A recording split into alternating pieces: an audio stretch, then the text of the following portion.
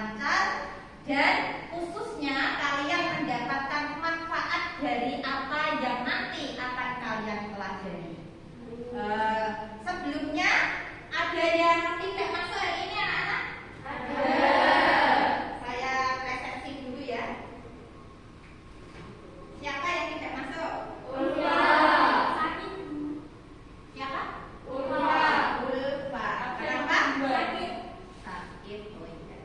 Yang lainnya masuk semua ya? Ya, alhamdulillah. Kalau kalian diberikan kesehatan, jangan lupa bersyukur kepada Allah.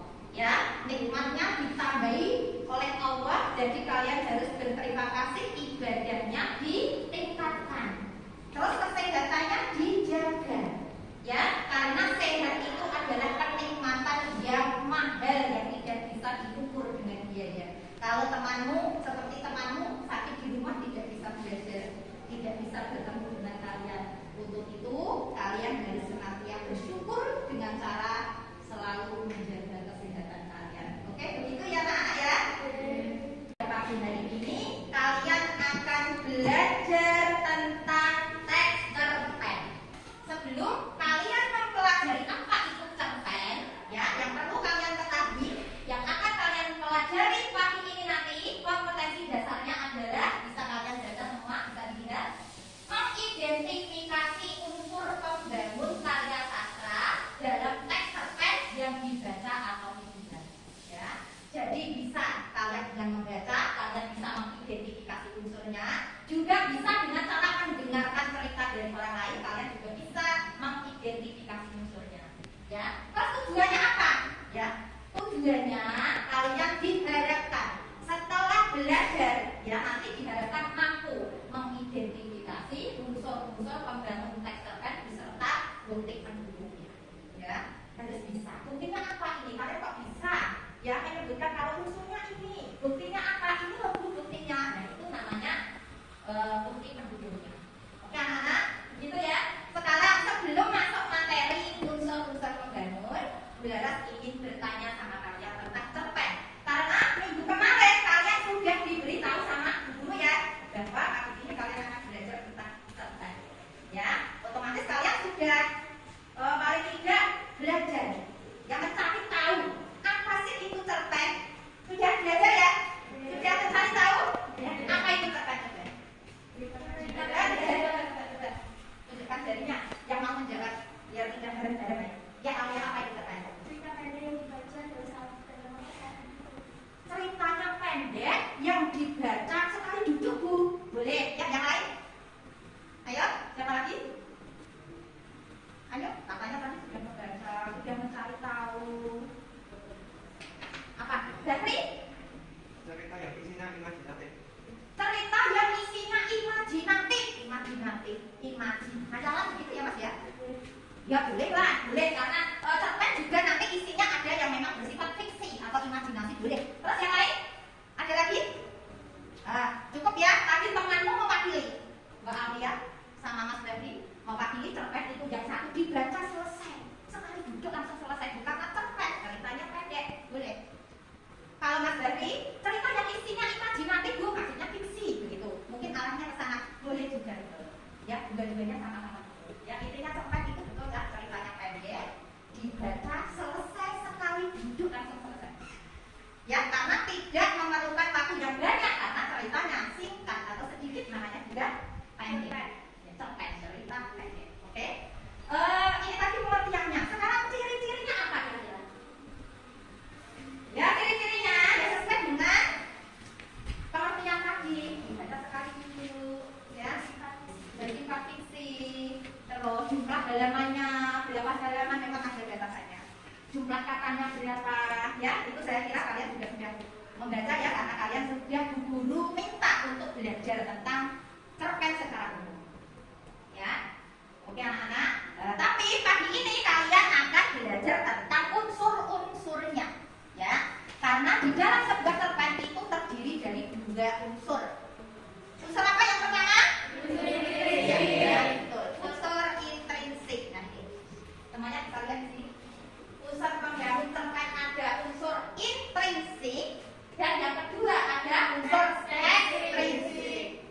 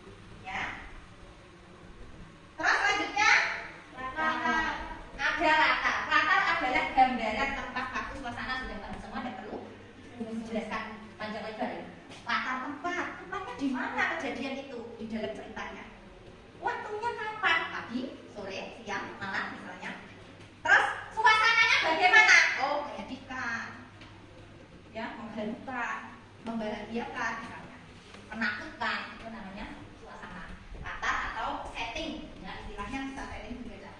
Terus selanjutnya alur adalah rangkaian peristiwa. Ya, rangkaian cerita. Ceritanya bagaimana sih rangkaiannya dari awal sampai akhir, ceritanya bagaimana? Itu namanya alur. Ya, biasa istilahnya dapat juga disebut dengan plot atau alur. Di sini alur terdiri dari 3 mana? Ada alur maju, alur mundur, alur campuran. Alur maju adalah peristiwa yang disajikan plot secara kronologis dari awal dari awal sampai akhir. Seperti kalian kalau mau ke sekolah misalkan dibuat cerita, itu alurnya maju. Ya, dari bangun tidur, ya, terus mungkin sholat subuh, membantu orang tua, terus mandi, sarapan, berangkat sekolah sampai sini belajar, terus mungkin nanti kalau pulang di tengah jalan ada konflik misalnya, ada kejadian, ya terus pulang. Kalau diceritakan itu namanya alur maju, urut secara kronologis. Sedangkan alur mundur kebalikannya, Dari akhir cerita ke awal cerita. dari akhir itu diceritakan dari ke awal. Ya, istilahnya kilas balik masa lalu diceritakan dulu. Iya, begitu ya. Terus yang ketiga campuran, namanya saja campuran. Campuran berarti gabungan antara alur maju dan alur mundur. Oke. Selanjutnya adalah amanat. Amanat sama juga dengan pesan moral yang ingin disampaikan oleh penulis. Setiap cerita pasti mempunyai pesan yang ingin disampaikan. Apa pesannya? Pesan itu enggak isinya ya. Biasanya yang baik-baik, yang positif, menasihati orang yang membaca. Ya, misalnya ceritanya tentang kedurhakaan seorang anak, akibatnya anak ini menderita hidupnya misalnya. Terus pesan yang ingin disampaikan oleh penulis kira-kira apa? Jangan durhaka terhadap orang tua. Terus yang terakhir gaya bahasa. Ya ini tadi tambahan ya. Cerita akan lebih menarik jika bahasanya itu berbeda dengan bahasa biasa. Ya, jadi gaya bahasa merupakan pemakaian ragam bahasa yang berfungsi untuk memberikan kesan yang lebih menarik. Ya, contoh misalnya di dalam cerpen kalian itu sedang sedih. Ya, ketika aku sedih, kubiarkan penaku menari-nari di atas kertas menyuarakan isi hatiku yang sedang gundah-gundah. Itu majas gaya bahasa. Kan lebih menarik ya daripada kalian aku menulis ya kesedihanku di sebuah kertas. Kan beda dengan tadi. Gitu anak ya? Ya. Sudah paham unsur intrinsik? Kalau ekstrinsik itu yang di luar ya. Tadi kalian sudah paham juga. Sekarang ya. Silakan semuanya membaca. Di sini ada contoh teks cerpen. Silakan. Nah, anak-anak baca semuanya atau Aulia ingin membacakan dia temannya yang di belakang sini maju dibaca, nanti kita identifikasi bersama unsur identitasnya, dibaca yang keras. Suara alarm di dinding emosi seorang Nathan. Dia enggan membuka mata, namun akhirnya terpaksa ia buka. Oh Tuhan, Nathan kaget melihat jam, ternyata sekarang sudah pukul 7 pagi. Nathan langsung bergegas lagi, dengan masyarakat ia berangkat di kantor. Sesampainya Nathan di kantor, Nathan telah mengikuti pertemuan pagi ini karena telah dimajukan lebih awal dari biasanya. Dengan alasan Bapak Direktur ada keperluan di luar kota. Permisi Pak, saya boleh masuk? Tanya Nathan izin kepada Bapak Direktur yang memimpin pertemuan. Silahkan masuk, tapi maaf, proyekmu didirikan oleh saudara Anda. Kenapa Pak? Saya hanya telah 15 menit. Maaf saudara Nathan, ini bukan masalah lama atau tidaknya Anda terlambat. Namun ini tentang konsistenan Anda dalam bekerja. Jelas Bapak Direktur dengan tegas. Langsung seketika Nathan ingin bisa terdiam dua wajah puncaknya. Setelah pertemuan ini selesai, Nathan berjalan berkali pergi menuju kerja-kerja berikutnya. Ada apa nak? Kok telat? Memang salah saya. Saya semalam bekerja menatap bulan. Sampai merupakan proyek penting dan sangat menguntungkan bagi saya. Oh Allah, harusnya kamu harus lebih mengurangi hobimu. Saat dari sedikit memberi nasihat. Oke, terima kasih Aulia. Silakan duduk kembali. Tadi teman kalian sudah membacakan contoh teks cerpen. Kalian sendiri juga bisa membaca. Sekarang kita identifikasi bersama-sama unsur intrinsiknya. Ya, yang pertama apa? Tadi tema. Temanya apa kira-kira itu tadi? Tak konsisten itu judulnya. Isinya apa sih ini? Isi cerpennya? Tentang seseorang yang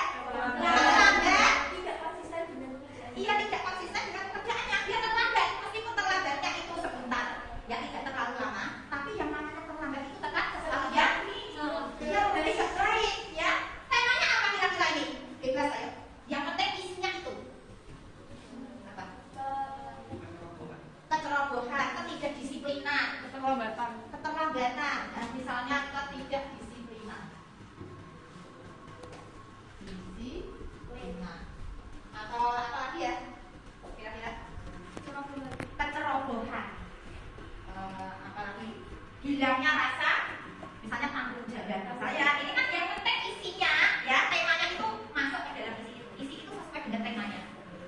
Terus tokohnya siapa tadi? Nathan.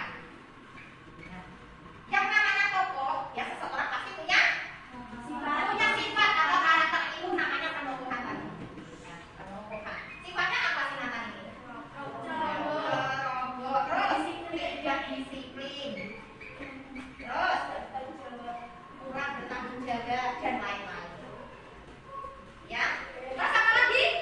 Temanya? Oh iya, tokohnya kan tidak hanya Nathan. Ya, yang penting kalian tahu dulu. Oh, tokoh itu orangnya, pelakunya. Contohnya si Nathan yang pertama. Jadi tokohnya itu tidak hanya satu ya, di situ ada beberapa. Boleh disebutkan semuanya karena memang yang namanya tokoh harus disebutkan. Ini kan sekedar contoh. Jadi Bu Laras memberi contoh satu saja. Ya. Terus selanjutnya untuk intrinsik yang lain. Alur ya. Alurnya alur apa? Kenapa kok maju? Dari rumah sampai ke kantornya terlambat ya. Jadi alurnya alur maju. Terus apa lagi? Kantor ya. Tempatnya di mana? Kantor. Terus waktunya?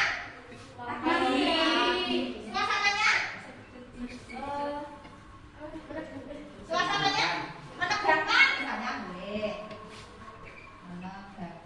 Oke, ini latar. Terus selanjutnya? Ya, tadi sudah pada sudah Laras. Ya, kalian sudah terbagi menjadi kelompok-kelompok, kelompok 1, kelompok 2, kelompok 3, dan kelompok 4. Ya, tugasnya apa? Ini nanti Bu Guru akan memberikan setiap kelompok teks cerpen. Ya, silakan nanti dibaca bersama-sama bersama kelompoknya. Setelah dibaca apa tugasnya Bu? Kalian berdiskusi. Ya, setiap kelompok mendiskusikan dan mencari atau mengidentifikasi unsur pembangun cerpennya, unsur intrinsik saja. Ya, nanti akan Bu Guru ya berikan ini kertas. Silakan hasil pekerjaan kalian nanti ditulis di kertas ini. Ya, ini rangkaian pembelajarannya nanti. Setelah semuanya sudah ya mendapatkan hasilnya, kalian sudah menulis di kertas yang Bu Guru sediakan. Nanti dipresentasikan setiap kelompok maju ke depan. Kalian mempresentasikan hasil diskusi kalian bersama kelompoknya maju.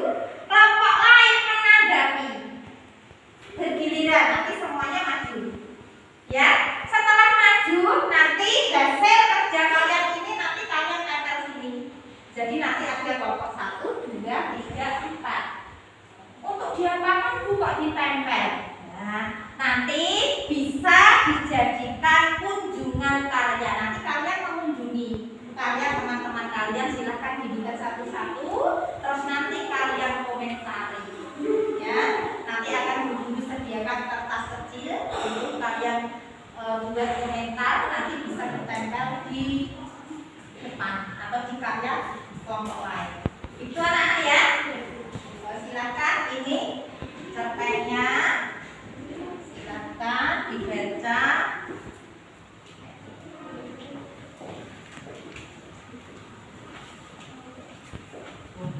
Baca dulu, didiskusikan bersama kelompoknya. Ini kertasnya, kertas yang untuk kerja kelompok kalian. Diberikan satu-satu. Kelompok 1 ya. Silakan langsung bekerja karena waktunya berjalan terus ya Kak. Ya. Jadi kalian usahakan biasakan memanfaatkan waktu dengan baik. Apabila ada yang belum paham, silakan bertanya sama Bu Guru. Oke anak-anak?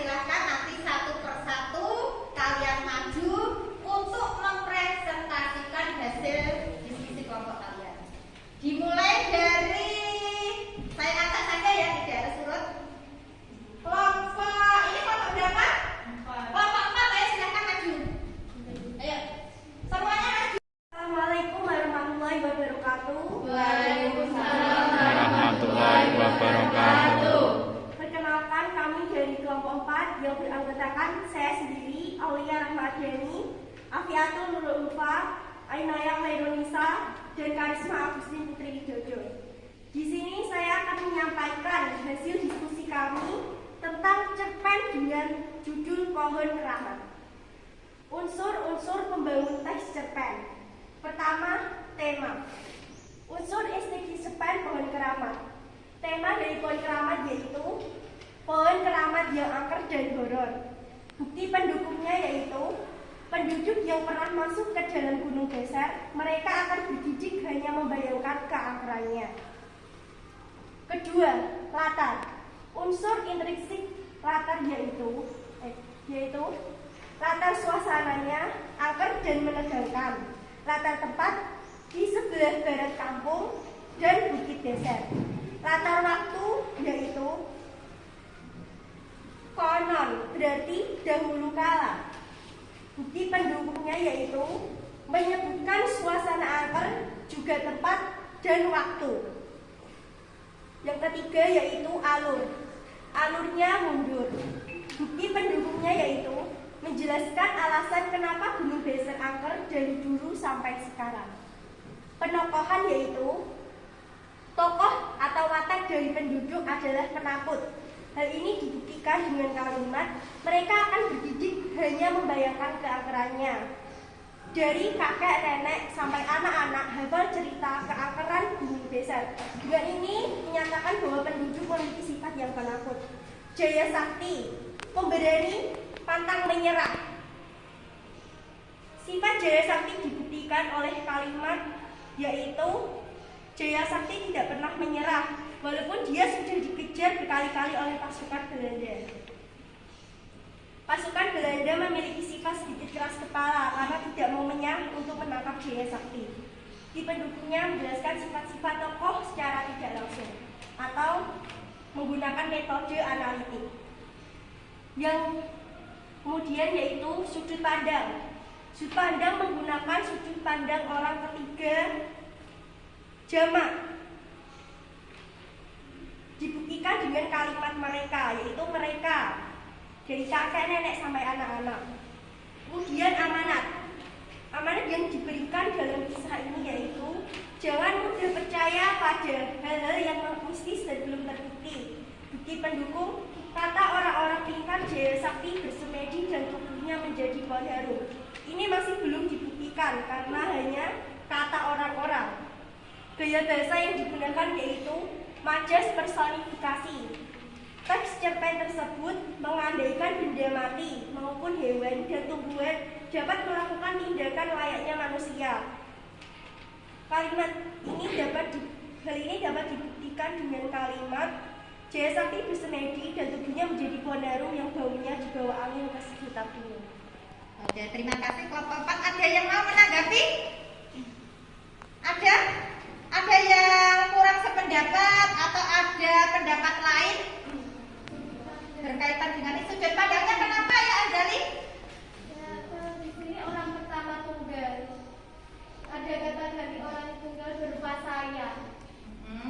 Tapi dari kelompok 4 kata orang ketiga jamak, katanya mereka.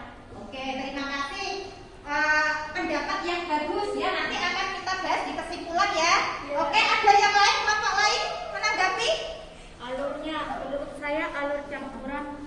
Yang alur majunya itu penduduk kampung sejak dulu sampai sekarang menyebutnya Gunung Beser.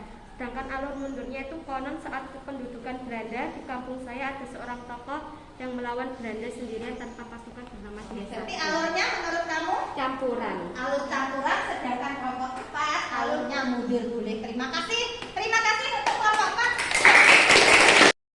Ya, kalian semuanya dari kelompok 1, 2, 3, dan 4 sudah mempresentasikan hasil diskusi kelompoknya masing-masing dan sudah ditempel di sini.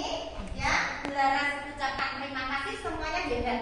Semuanya betul, memang ada kekurangan sedikit-sedikit ya, tapi secara keseluruhan hasil dari diskusi kelompok kalian semuanya bagus. Begitu ya anak-anak. Nah, untuk itu silakan ini nanti kalian mengunjungi ya setiap kelompok, silakan mengamati hasil kelompok dari kelompok lain, silakan nanti rotasi ya giliran